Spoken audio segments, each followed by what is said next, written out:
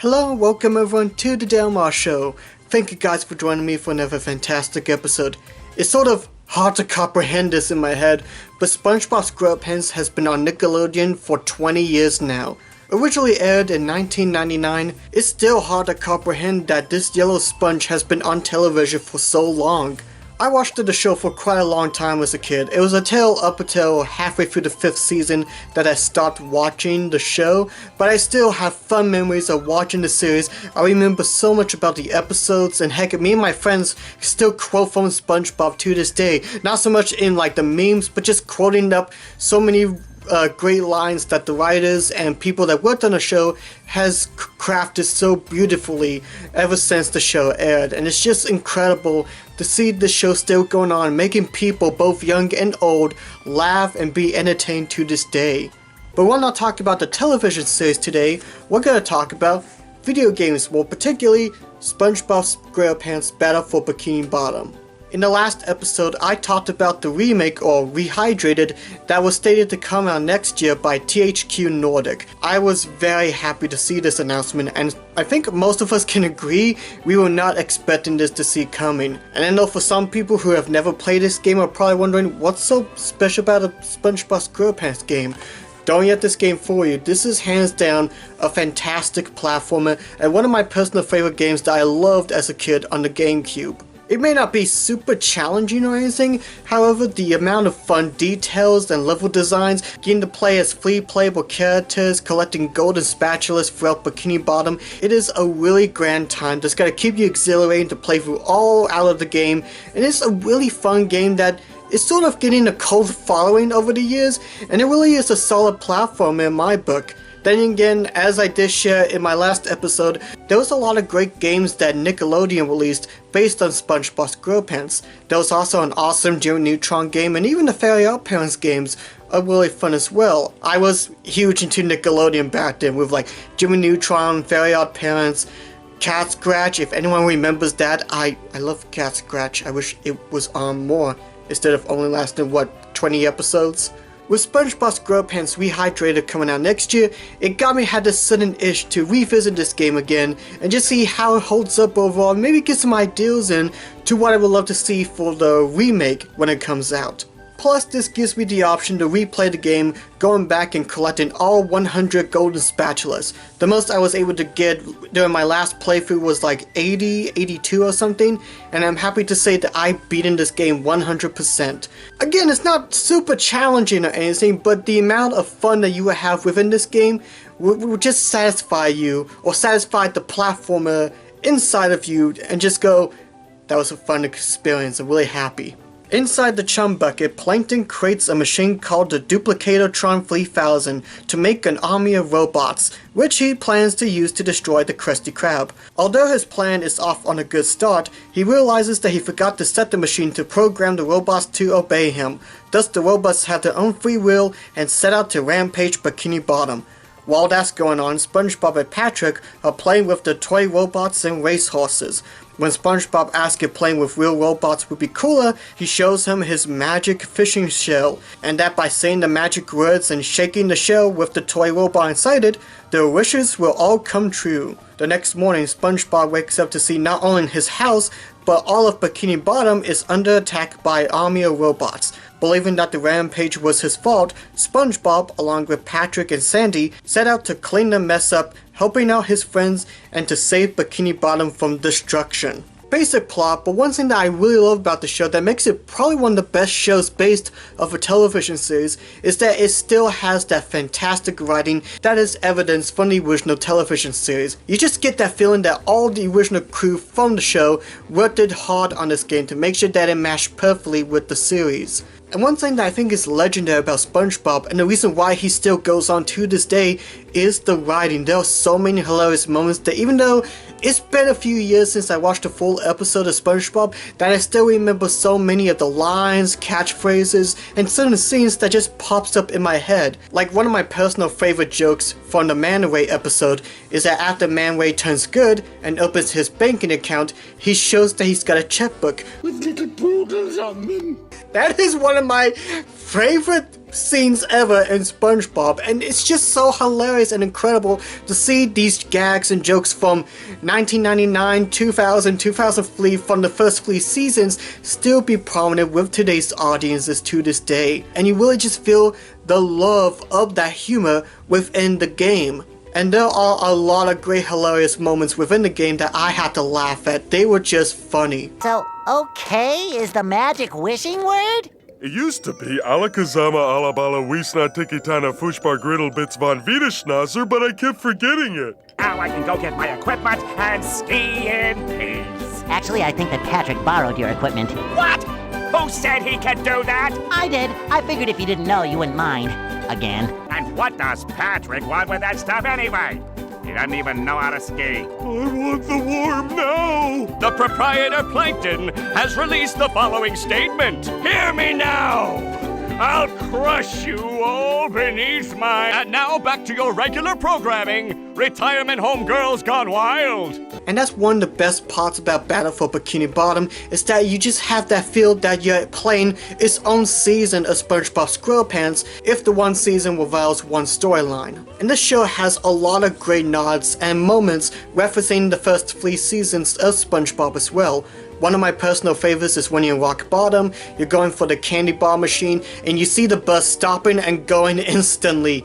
And of course seeing the fish news anchorman and the hand that grabs you when you fall from the game, picking you back up in 2D sprites, that's just a little nice nod and something that I really appreciate to just give that full immersion factor that you're playing your own season of SpongeBob SquarePants. In the game, you play as 3 playable characters. SpongeBob's gonna be one that you'll play the most throughout the game, and he has some fun movesets using his bubble skills. You can even get 2 new skills as you progress through the game. My personal favorite skill that he has is the Cruise Bubble, a controllable bubble torpedo that you use to attack enemies from far away or even knock down tikis. Patrick is probably my least favorite character, but he still has some fun unique skills and movesets that comes in handy while searching for golden spatulas and socks, especially when you throw the freeze fruit that freezes up the entire goo up. But my personal favorite character to play is Sandy. Her lasso makes traveling around the level a breeze and can even grab enemy robots from far away. She's definitely my personal favorite, and heck, she becomes extremely handy in finding hidden socks and golden spatulas. The game is a platformer, and a pretty solid one at that. While the game isn't difficult per se, you'll just be in love with the level designs and the fun gameplay that goes in. But what exactly do you collect in the game? Well, for starters, you collect shiny objects. These are your currency in the game. You can use them to unlock extra challenges throughout the levels and pay Mr. Krabs the 4 golden spatulas. There are also 80 missing socks throughout the game that you will need to find. These are all Patrick's missing socks, which I think these are his left socks probably. Every 10 socks that you give him, you get a golden back scratcher. You mean spatula? Bless you. And speaking of, that is your main collectible there, the golden spatulas. You will need to be able to collect up to 75 golden spatulas to beat the game, but there are 100 total, which I did, and getting most of them are pretty simple. Sometimes it's like going to the end of the level or being the boss. The levels are based around locations from the show. My personal favorite areas are downtown Bikini Bottom. This one you play as Sandy quite a bit, and exploring around the first part of downtown can be really exciting. Sand Mountain is another fun area that you can skate around by using SpongeBob's tongue to skate, and yeah, these are really fun and exhilarating to play on. And then there's SpongeBob's Dream, which has some pretty creative platforming levels and just fun level design overall. One little element that I really appreciate is that when you're in the pause menu and you want to go to a different location or a certain part of a level, you can teleport there with great ease. That way if you're missing a golden spatula or something, you can travel there without having to walk all the way over there, taking up a whole lot of time. This is a really solid platformer here, and it's one of my personal favorite titles on the original GameCube. I mean, even if you're not a fan of SpongeBob but love platformers, this game is just oozing with fun creativity and some unique playable characters that just makes the game so fun. And collecting the golden spatulas can be really challenging at times, and while there's not a whole lot of hard difficulty, there was one challenge I did had a problem with, and that was when I was in the kelp forest. I was trying to beat Mermaid Man's best time. The vines are a bit too short and I fell off quite a bit through this playthrough. I eventually got it, but doing it was a Pain in the pin feathers, I call it. There was one part about the game that kind of surprised me as I was doing research prior to this episode, is that this game is hugely popular with the speedrun community.